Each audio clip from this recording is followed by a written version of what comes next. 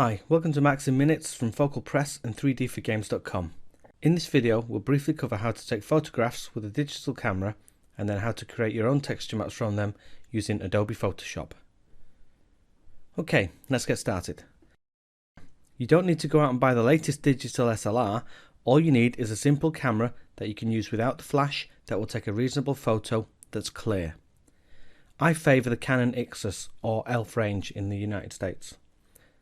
Ideally, you should take your photographs on a neutral day where the sky is overcast. This will ensure that you don't get any strong light or shadows on your image. Then, just take the best photo you can, looking directly at the subject matter so that there are no perspective issues to correct. Finally, always take 2 or 3 shots from each angle in case the first one doesn't turn out, and don't forget the top, sides and back of your subjects. Okay, let's get started with our maps. Here I have taken 6 photos of our subject, which is a cardboard box. Open up Photoshop if you haven't already and load up the photos from the resources folder. Pick the first photo to start to work on and minimize the rest. Then, from the edge of the image, left click on the ruler and drag a guide out to the edge of the box in the photo. If you can't see the rulers displayed in Photoshop, just use Ctrl and R to display them. Continue to do this for the other 3 sides of the box. Next, select the rectangular marquee tool or type M on the keyboard, and by left clicking and dragging the marquee out and then releasing, drag out a selection area just bigger than the guidelines you created. Next, go up to Image, Crop to crop off most of the unwanted area. Next, click Z to select the zoom tool and right click on the image and choose Fit on Screen to see your image full screen. Now right click again and choose Zoom Out, just so that you can select the edges clearly. Now let's just refine our guides a little bit here, now that we can see them closely. We need to make sure that the guides are lined up with the innermost corner on each side, as we will be modifying the selection slightly. We want to squash the selection in rather than stretch it out to minimize the visual distortion on the final image. Next we need to go to Edit, Transform, Skew. Left click and drag the corners of the selection so that the outermost corners of the box line up with the innermost ones.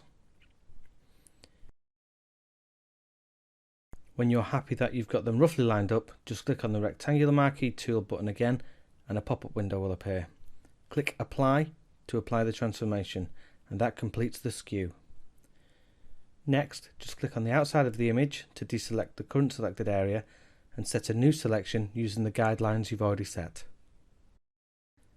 Then go to Image, Crop once again, and click outside of the image to deselect. Now select the Move tool or use the shortcut V and drag the guides off the image so you can see it clearly. Next, type S on the keyboard to select the Clone Stamp tool, and with a 35 pixel soft brush, take a sample of the image by holding down Alt and left clicking. Then clone the image to paint over any dark or scruffy edges that will look odd when mapped to the model.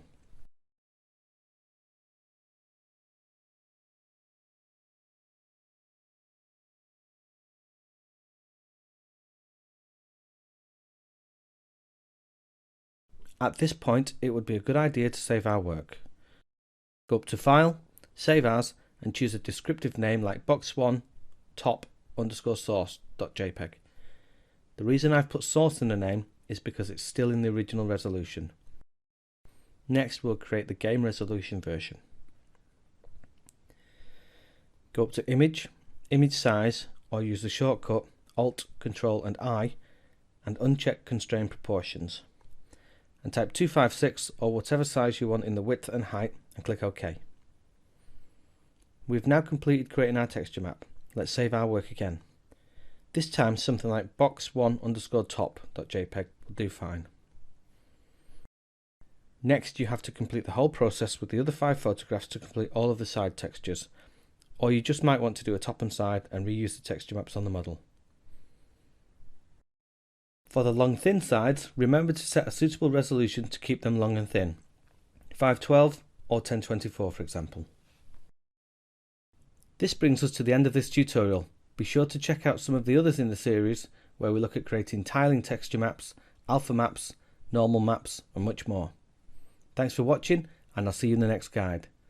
For support with this video and any of the others in the range, log on to www.3d4games.com/forum and your questions will be answered once you've logged in. Good luck and goodbye.